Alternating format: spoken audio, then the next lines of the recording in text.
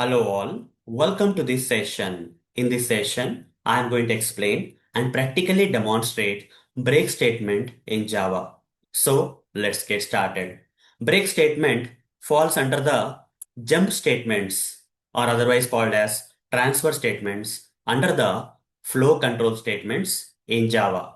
In the previous sessions, I covered looping statements like while loop I covered, do while loop I covered, for loop also I covered, but I didn't cover one loop. Out of these four looping statements, I covered only three looping statements in the previous sessions of this course. But I didn't cover one loop, that is for each loop. Why didn't I cover? Because for each loop works with arrays. Arrays concept I am going to cover in the upcoming sessions. Since I have not explained about arrays, till the arrays concept is explained, I cannot cover the for each loop. So let's postpone this learning of this for each loop, or let's ignore this until I cover the arrays in the upcoming sessions of this course. That's the reason I didn't cover this for each loop in this course at this point of time. So I'm directly jumping on to the break statement. So in this session, I'm going to explain and practically demonstrate break statement for you. But before I cover the break statement, you need to understand what exactly are the jump statements or transfer statements under the flow control statements in Java. Okay. So what exactly are these? Even though break is one of the jump statement or transfer statement in Java, but we need to understand what exactly are these jump or can be called as transfer statements in Java. Okay. What exactly are jump or transfer statements? Let's understand that first. So for understanding or for explaining, I'm going to draw this box. Assume that this box is a Java file. In this Java file, what will be there? Java code will be there. So let me draw the lines also. Let's say these are some lines of code in this Java file. 3, 4, 5, 6, 7, 8, 9, and so on. So many lines are there. Assume that in this particular Java file.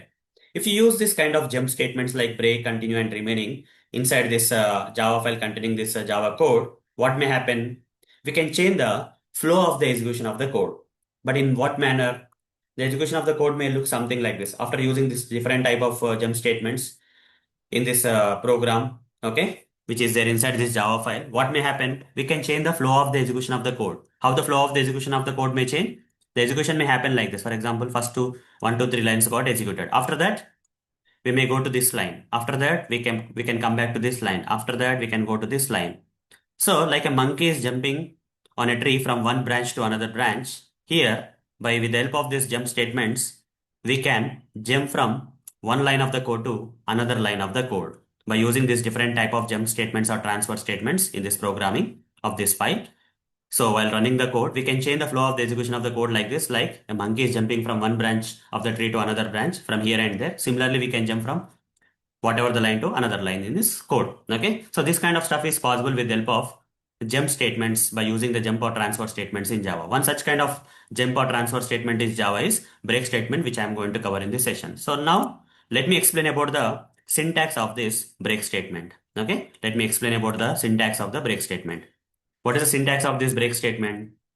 Syntax of break statement. The syntax of the break statement is very simple, guys.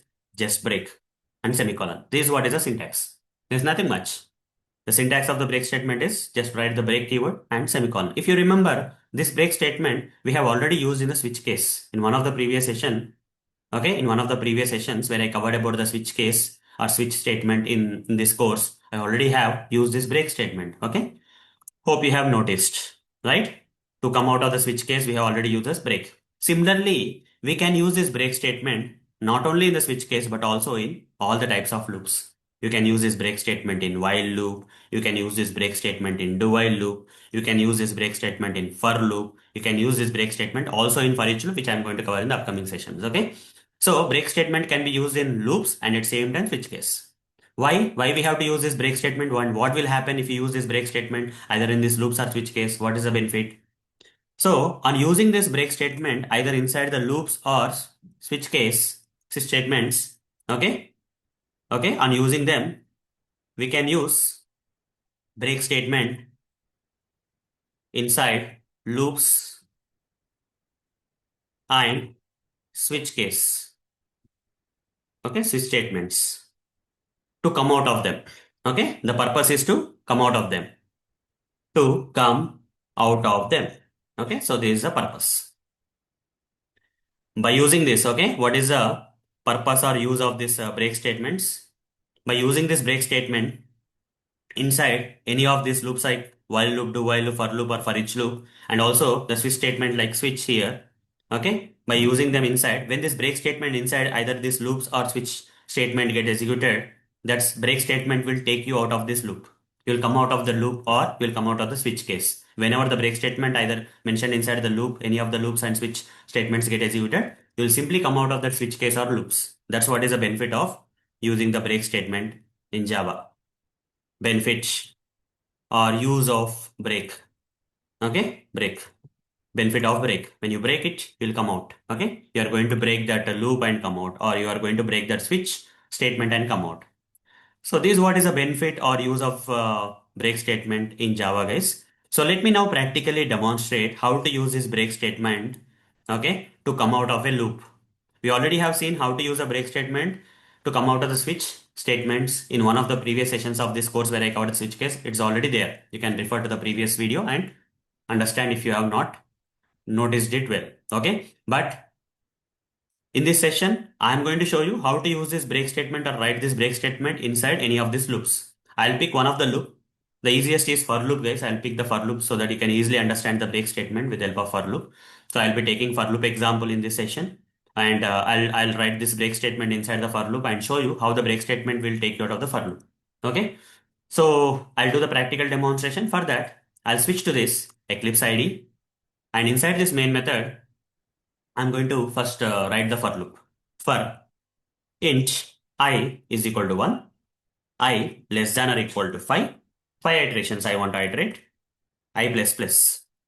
And here I would like to write the print statement, system dot out dot println of I.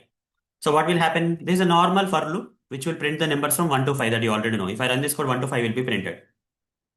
1, 2, 3, 4, 5 will be printed in the output console. You see 1, 2, 3, 4, 5 got printed because this for loop is going to iterate from 1 to 5, and every iteration the value of the I is getting increased by 1.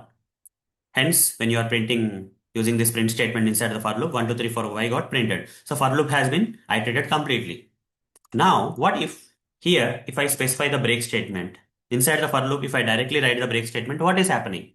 Is the Java accepting it? We are getting a compiler error. You see, we are getting the compiler error with this particular statement. Earlier when the break statement was not there, this was working fine. But the moment I add the break statement, you see this particular line after the break statement inside the for loop is giving me a compiler error. What is the reason? This code is not reachable. What will happen in this case if I run this code? So Java will not allow that. But if in case Java allows that, what will happen? The value of the I will be 1. Initialize with 1. After that, 1 less than or equal to 5 is true. We'll go inside the for loop. Immediately what will happen? Break statement. Break statement will take you out of the for loop. Then what is the use of writing this for loop? That's what is a question that Java is raising to us. That's why. So if you hover the mouse, you see unreachable code. If you write the break statement here, in the first iteration when you come inside the for loop, this statement won't run. Okay, this statement that you want to run in any of the iterations won't run. If no iterations are not happening, what is the use of writing this code in the for loop? That's what the Java is questioning and giving us the compiler error. Okay, so it's not possible to run this code. So what I can do to overcome this kind of error here is instead of freely providing the break statement inside the for loop, I'll write a condition here. If I'll nest an if block here, if, and here I'll write if I, okay, if I double equal to 3. If I is equal to 3, then only break. Otherwise, don't break. If I write this break statement inside this if block, then Java will understand that, okay, there is a possibility of this particular statement inside the for loop may run because this break is not provided freely. It's provided inside the if block. Only if the condition is satisfied, then only will come out of the loop. Otherwise, this print statement will print. That's the reason compiler error is gone now. Now, what will happen if I write this kind of break statement inside this if block inside the for loop? What will happen? So in the first iteration, when I will become 1, 1 less than or equal to 5 is true. We'll go inside the for loop. 1 is equal to 3 is false. So if it is false, break statement will not be executed. This block will not get executed because this condition is resulting in false. So this will be skipped. So break statement will not get executed. So will not be coming out of the for loop. And instead this print statement will print the value of I, that is 1. 1 will be printed in the output console. Okay, after that the control will come to I will become 2. 2 less than or equal to 5 is true. Come inside. 2 equal to 3 is false. Again this block will not get executed. So here 2 will be printed this time. Now I will become 3. 3 less than or equal to 5 is true. Go inside. Now 3 equal to 3 is true. This time, this condition has become true. So the code inside this block will get executed. For the first time, break statement inside the for loop is getting executed.